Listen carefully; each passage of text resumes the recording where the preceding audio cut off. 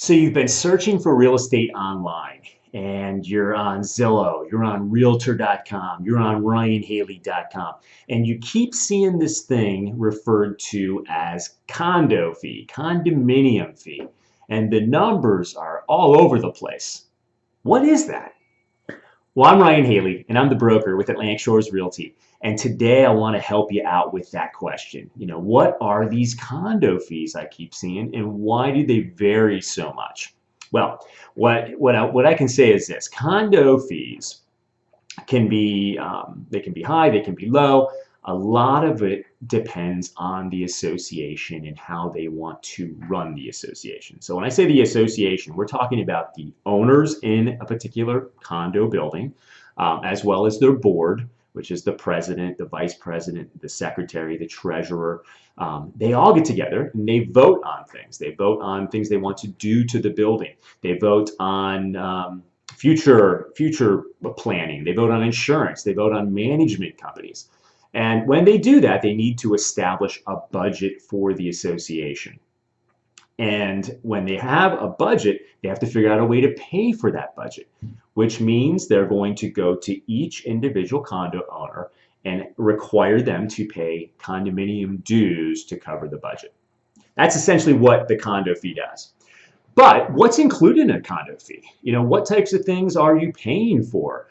When you own a condo, you own your space, your wall-to-wall, floor-to-ceiling. That is yours. But then you also own a common share in all the exterior elements: the roof, the siding, the stairwells, the parking lot, any amenities, pools, playgrounds, tot lots. All of those you own a share in.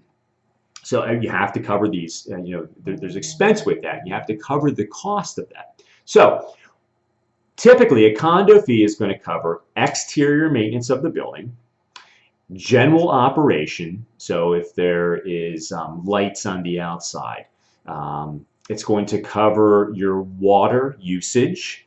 Typically there's one water main for the entire condo building. So your usage of it, not necessarily the fixture charge, but the usage would be included in the condo fee. Also your insurance, so your hazard, fire, wind, hail, liability, flood insurance is going to be included in the condo fee. And then any amenities. So if there's a pool, if there is it could be an indoor pool, could be an outdoor pool. It could be elevators that need to be maintained. All of those elements are going to be what your condo fee goes towards. Now, something to think about is that you have the general operation for this particular year, which is outlined in the budget. But a good condo association is always looking ahead. They're always looking at, what types of things do they want to do to the building, the amenities, to continue to improve it, to continue to keep the values high by having a great looking building that's well maintained. So with that, this condo association needs to be putting some money aside.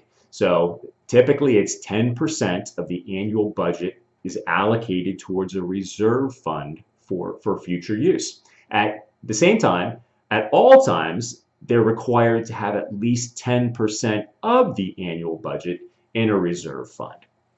So those are the good, strong associations. They're planning for the future. Now, if they know they have a big ticket item that they need to cover, and they have not been putting quite as much aside as they need to, they might at that point decide to raise the condo fees for a period of time to build up a capital reserve fund, extra money that they can then use towards, say, a roof, or re-siding an entire building. So you could see the condo fees increase for a period of time while they do that. Something else that I'll talk about briefly here, and I'm going to have another video specifically on it, is the special assessment. And a special assessment would be something that's levied over and above the quarterly, monthly, or annual condominium dues. And this is for a special cause. So sometimes an association has something that has happened where they need to raise money very quickly. It could be a leak that happened, on an upper floor, came all the way to the bottom, and now they need to have the funds to be able to repair that, or they decided that they need to do a roof sooner than later, and they've got to come up with that money. So they could do a special assessment. Special assessment could be one time. It's an elevated or extra amount that you pay one time. Or it could be something that's ongoing for a period of time, billed quarterly, over the next 2 to 3 years to make sure that they have enough money to do the work. So those are things that you can think about or that could come up with a condo association. But the annual condo fee really comes down to exterior maintenance, operation of the building, covering those amenities, and your insurance. Those are the big ticket things that you're going to see your condo fee going towards. So hopefully that helps you out.